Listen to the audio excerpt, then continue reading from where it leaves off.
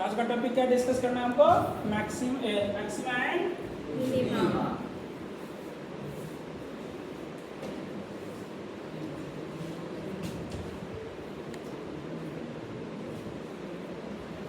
Maxima and minima होता है क्या? कोई भी ग्राफ अगर होगा तो y की वैल्यू होगी और x की वैल्यू होगी। जैसे एक हम लोग ग्राफ बनाते हैं, सपोज ये ग्राफ है, ठीक है। इसमें मैक्सिमम पॉइंट कहाँ पे, मतलब इसका मैक्सिमम वैल्यू कहाँ पे?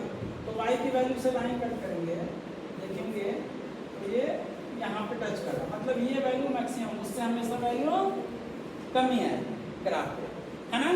तो ये हमारा मैक्सिमम वैल्यू है, ठीक है ना। अब मैक्सिमम वैल्यू है मतलब यहाँ पे ग्राफ टर्न करेगा, ठीक है ना। अगर हम यहाँ से अगर ऊपर उठ जाएं, ये हमारा क्या हो जाएगा? Minimum value. ये मैक्सिमम आ गया और ये मिनिमम आ गया। समझ में आई बात? कि जो सबसे लोएस्ट पॉइंट होता है, जैसे क्वाड्रेटिक में हमने पढ़ा था ना, क्वाड्रेटिक में क्या ग्राफ पढ़ा था? क्वाड्रेटिक का ग्राफ याद है? ऐसे ग्राफ होता था, ये पॉइंट क्या होता था? -b by 2a and -d by 4a। ये पॉइंट याद है? तो इसको हम लोग क्या बोलते थे? Lowest point. लेकिन अगर ग्राफ हमारा ऐसा होता था तो यहाँ पे लिखते थे -b by 2a, -d by 4a, और ये हमारा क्या कहलाता था? मैक्सिमम, है ना। अगर a लेस देन 0 होता था तो मैक्सिमम पॉइंट निकाल लेते थे, और a ग्रेटर देन 0 होता था तो मिनिमम पॉइंट निकाल लेते। तो ये मैक्सिमम मिनिमम है क्या? उस टाइम में सोचा नहीं था ना, उसी को हम लोग आज डिस्कस करें। तो मैक्सिमम पॉइंट क्या है? मतलब जहां से ग्राफ ऊपर जाते जाते फिर नीचे टर्न करे, मतलब ऐसा पॉइंट जहां पे y की वैल्यू मैक्सिमम आए, उससे ऊपर y की वैल्यू ग्राफ में नहीं जा सकती, उसको बोलेंगे मैक्सिमम पॉइंट। और जहां से ग्राफ की वैल्यू नीचे से ऊपर आप जाने लगे, उससे और नीचे नहीं जा रही है, उसको बोलेंगे मिनिमम पॉइंट। समझ में आया? लेकिन इसको सोचने के बाद लोगों ने बोला कि इसका कुछ एनालिसिस करना चाहिए, है ना। तो इसको देख के तुमको क्या क्या पता लगता है कि मैक्सिमम पॉइंट पे टेंजेंट क्या होता है? पैरेलल होता है। मिनिमम पॉइंट पे भी टेंजेंट क्या होता है? Parallel to x axis. Parallel to x axis. तो दोनों पॉइंट फाइंड करने के लिए हमको क्या पता करना चाहिए? स्लोप को 0 करना। तो मैक्सिमम और मिनिमम पॉइंट कहाँ पे होगा? जहाँ पर स्लोप 0 होगा, जो कि हमने किस में पढ़ा है? लॉस थ्योरम में पढ़ा है। f dash c equals to 0, और वो c पॉइंट निकाल देते। तो यहाँ भी वही काम करना है, f dash c निकालना है और उसको 0 करना। समझ में आ गई बात या नहीं? आ गई ना? तो हम क्या करेंगे? fx दिया होगा, ठीक है, f dash x निकालेंगे, फिर f dash c को 0 करेंगे। ये हम step 1, step 2 and step 3 step तक तो सबको समझ में आता है, क्योंकि ऐसा ही हमने किया है दोनों के लिए सेम मैक्सिमम और मिनिमम। हाँ, क्योंकि टाइमिंग तो वहीं से है ना, चाहे वो नीचे का पॉइंट लेंगे तभी भी यहाँ पे और स्लोप 0 होगा, मैक्सिमम वाला लेंगे तब भी स्लोप 0 ही होगा। तो चाहे मैक्सिमम पॉइंट निकालना हो चाहे मिनिमम पॉइंट निकालना, दोनों केस में हमको ये सॉल्व करना पड़ेगा। अब ये पॉइंट या तो ये हो सकता है या ये हो सकता है, तो ये चेक कैसे करें? ये चेक कैसे करेंगे? प्रॉब्लम यहाँ, तो इसको दो तरह से चेक कर सकते। एक होता है इस साइड से, देखो टेंजेंट कैसा है? पॉजिटिव है, और इस साइड से टेंजेंट नेगेटिव है। तो अगर लेफ्ट साइड में टेंजेंट पॉजिटिव आएगा इस पॉइंट के जहां पे ये 0 आ रहा है, तो अगर लेफ्ट साइड में पॉजिटिव आएगा, राइट साइड में नेगेटिव आएगा, मतलब मैक्सिमम पॉइंट।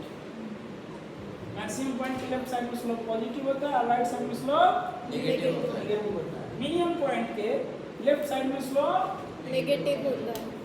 है ना, निगेटिव होता है, राइट साइड में स्लोप पॉजिटिव होता है। तो इससे पता कर सकते कि कौन सा मैक्सिमा और कौन सा मिनिमम। समझ में आई बात? Yes sir. या नहीं? हाँ। क्या समझे बताओ? अगर हमको स्लोप 0 वाला पॉइंट मिल गया, हाँ। क्योंकि स्लोप 0 वाला पॉइंट दोनों है, तो पहले हमारा काम क्या है, स्लोप 0 वाला पॉइंट फाइंड करना। अब उस पॉइंट पे वो मैक्सिमम है या मिनिमम है, तो जो पॉइंट हमको 0 दे रहा है उस पॉइंट के लेफ्ट साइड की वैल्यू लेकर के चेक करेंगे स्लोप कैसा आ रहा है, और उसके राइट साइड की वैल्यू लेकर के चेक करेंगे कि स्लोप कैसा आ रहा है। अगर लेफ्ट साइड में पॉजिटिव आ रहा है, राइट साइड में नेगेटिव आ रहा है, मतलब मैक्सिमम है, और लेफ्ट साइड में नेगेटिव आ रहा है, राइट साइड में पॉजिटिव आ रहा है तो मिनिमम। इसको बोलते हैं फर्स्ट डेरिवेटिव टेस्ट। समझ में आई बात? तो फर्स्ट डेरिवेटिव टेस्ट आपके टेक्स्ट बुक में लिखा हुआ है, देखो लिखो जल्दी जल्दी। फर्स्ट डेरिवेटिव टेस्ट, इसमें सबसे पहला काम क्या करना है, f डैश c 0 करना है, लिखा हुआ है देखो, f डैश c 0 करना है। उसका सेकंड में f dash c minus h, मतलब c से लेफ्ट साइड इधर, है ना, तो लेफ्ट साइड में ये क्या होना चाहिए, पॉजिटिव होना चाहिए मैक्सिमा के लिए, है ना, फॉर मैक्सिमम है ना, फॉर मैक्सिमम के लिए या मैक्सिमा लिखा, देख लो मैक्सिमा ही लिखा है ना, फॉर मैक्सिमम ये होगा। और दूसरा क्या है, तीसरा f dash c plus h, right side में जाएंगे तो स्लोप नेगेटिव आना चाहिए, मतलब लेस देन 0। समझ में आ गया? वो तो ग्राफ देख के ही समझ में आ रहा है, इसको याद करने का जरूरत। लेकिन जब क्वेश्चन आएगा तो ऐसे चेक कर लो, ठीक है। उसी तरह से मिनिमम के लिए बताओ क्या होगा, और minimum number 1 f dash c तो निकालना ही पड़ेगा, वो तो हमारा जन्म सिद्ध अधिकार है कि हमको ये करना ही करना है। उसके बाद क्या करना है, f dash left side check करना है, लेफ्ट साइड मतलब c माइनस h क्या आना चाहिए, लेस देन 0 आना चाहिए, है ना, और राइट साइड भी चेक करना पड़ेगा, ऐसे थोड़ी जोड़ देंगे, क्या हो जाएगा, ग्रेटर देन। अगर ये ऐसी कंडीशन बनती है तो कौन सा पॉइंट है ये,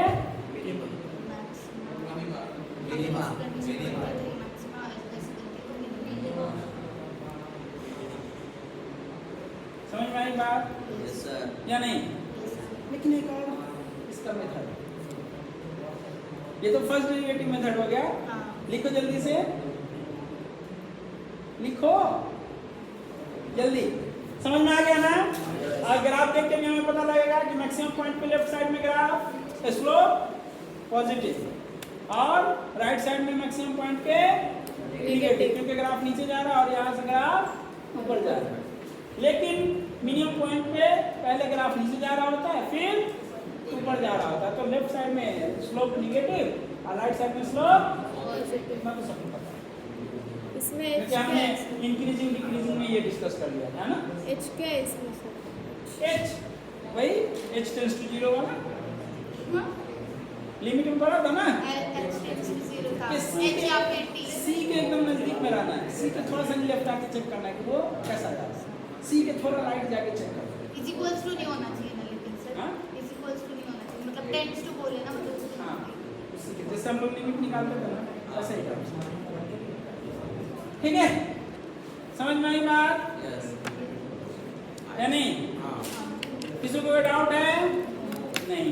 अब एक और मेथड है, उसको बोलते हैं सेकंड डेरिवेटिव टेस्ट, वो भी जल्दी से पढ़ा देते हैं, वो थोड़ा लेंथी है टेक्स्ट बुक में, लेकिन फिर भी हम उसको जल्दी से फाइंड कर लेंगे। सबसे पहले हमको ये याद रखना है कि इस पॉइंट को बोलते क्या है, इसको बोलते हैं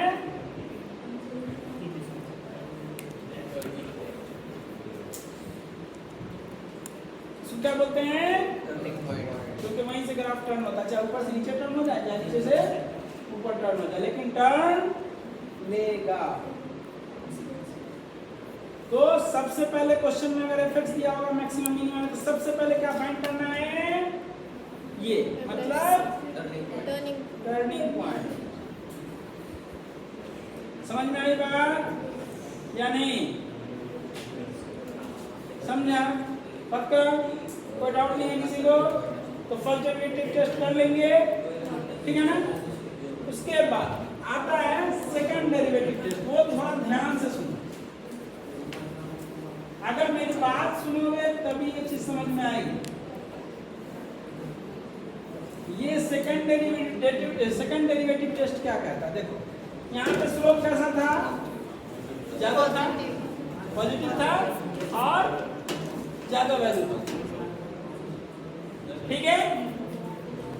यहाँ पे स्लोप थोड़ा सा झुक जाएगा, फिर और कम हुआ और कम हुआ और कम हुआ, मतलब स्लोप क्या हो रहा है, अपना डिक्रीज कर रहा है ना?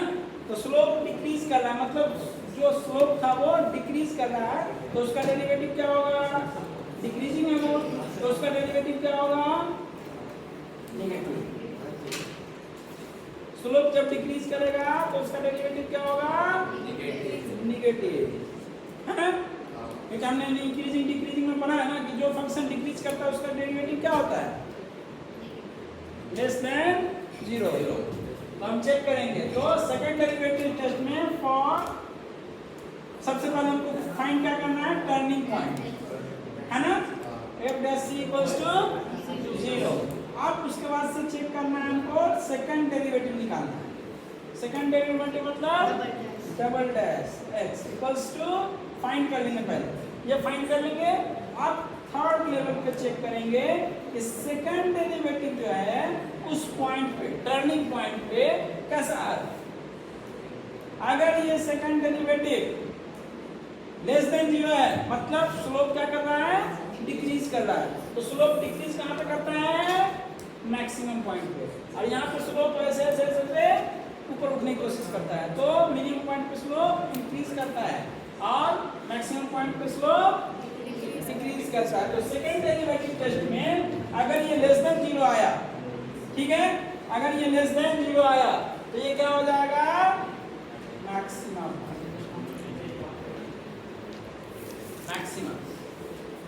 और अगर ये ग्रेटर देन 0 आया, मतलब स्लोप क्या कर रहा है, इंक्रीज कर रहा है, बढ़ रहा है। तो बढ़ता किधर है, नीचे से ऊपर जाकर फिर ऊपर उठ रहा है, मतलब वो बढ़ रहा है। तो क्या हो जाएगा, मिनिमम पॉइंट। इसको बोलते हैं कौन सा method, second derivative. Second derivative method. मतलब स्लोप का भी चेक करना है कि वो बढ़ रहा है या घट रहा है। घट रहा है। समझ में आई बात? Yes, sir. ये जो मेथड है मैक्सिमम मिनिमम, अगर आप लोगों को समझ में आ गया होगा तो बहुत अच्छा, नहीं तो बहुत लोगों को जल्दी समझ में नहीं आ गया। अनइंटरप्टेडली अगर आपने मेरी बात सुन ली होगी तो ये चीजें समझ में आ गई, ठीक है? तो फर्स्ट डेरिवेटिव में हम क्या करते हैं, टर्निंग पॉइंट निकालते हैं। टर्निंग पॉइंट कैसे निकालेंगे, f dash c equals to 0, 0। और c की जो वैल्यू आएगी वो क्या हो जाएगी, टर्निंग पॉइंट, है ना? समझ में आई बात? चलो क्वेश्चन करके देखो। इसको लिख लिया सबने, सेकंड डेरिवेटिव टेस्ट लिख लिया, नहीं सेकंड लिखना है सर। इधर का तो लिख लिया सबने। हाँ।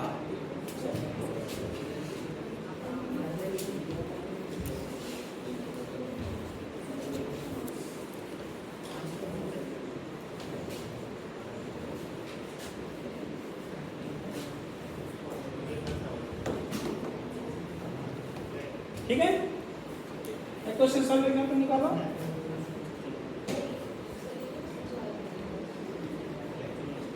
उसको भी रहने देते हैं, नेक्स्ट वाला निकालो।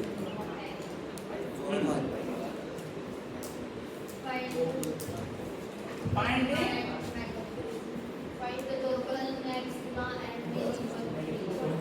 क्वेश्चन क्या हमारा, find local maxima and minima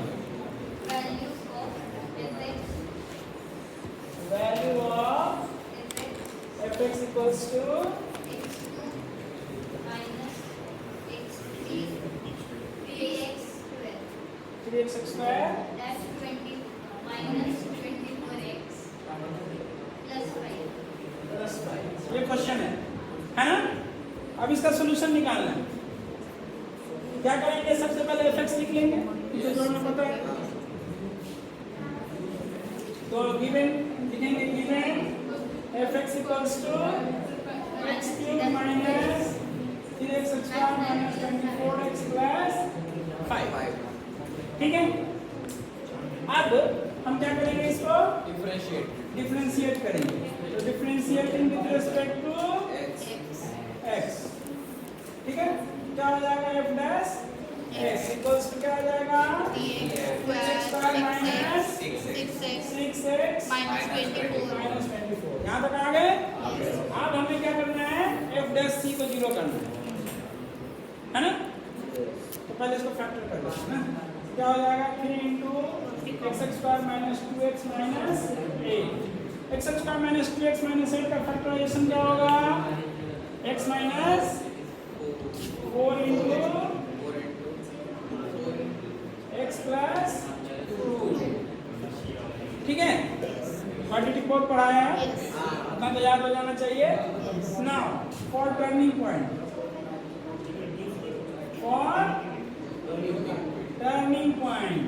turning point कैसे निकालते हैं? F dash F c equals to 0। अब जहाँ x है वहाँ क्या लिखना है?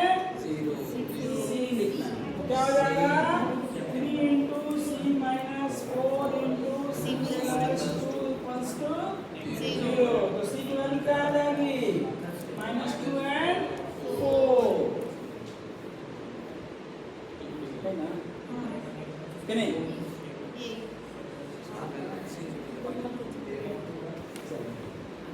ये -2 and 4 आ गया। ठीक है? इसके बाद क्या करना है? सेकंड डेरिवेटिव टेस्ट से सॉल्व करें। बाय सेकंड डेरिवेटिव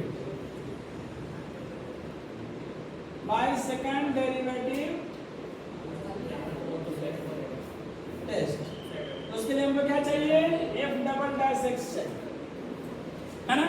तो जो f डैश x था उसको फिर से डिफरेंशिएट करेंगे। तो क्या आ जाएगा बताओ? 6x minus 6 अब हमारा टर्निंग पॉइंट कौन कौन है? -2 और 4 है। तो अब लिखेंगे when c equals to -2, f double dash c क्या हो जाएगा?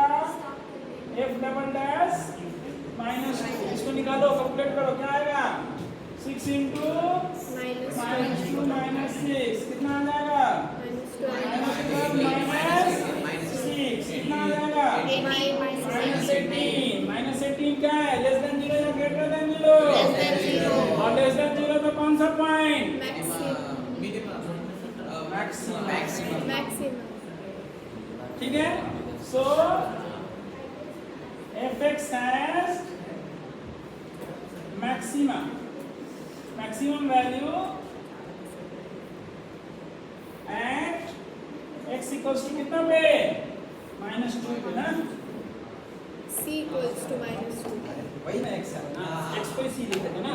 x ठीक है ना?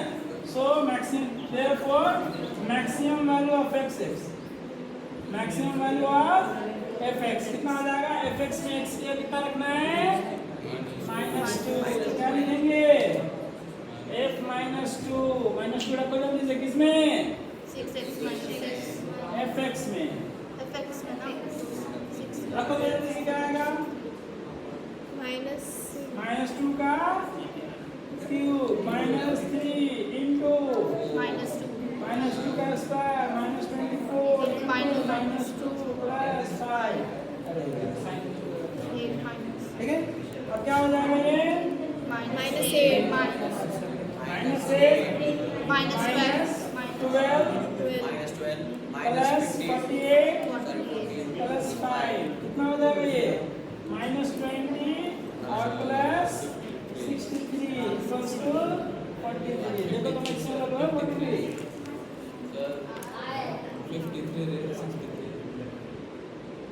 है ना?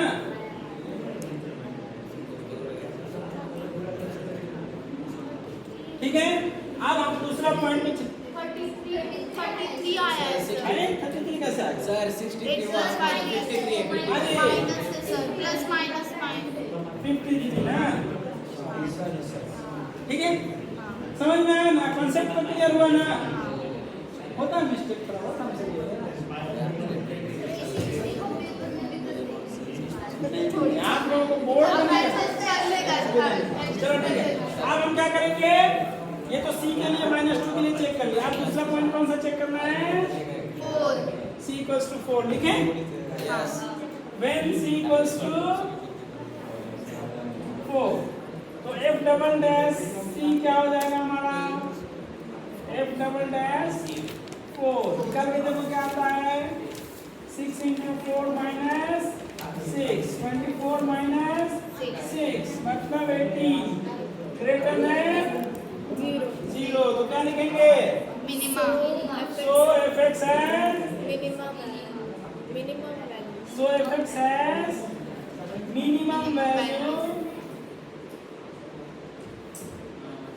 minimum value at x equals to 4 minimum value of fx minimum value of fx equals to f4 निकलेंगे हाँ क्या आ जाएगा 4 cube minus 3 into 4 square minus 24 into 4 minus 24 into 4 plus 5 कितना आएगा देखो ना सॉल्व करो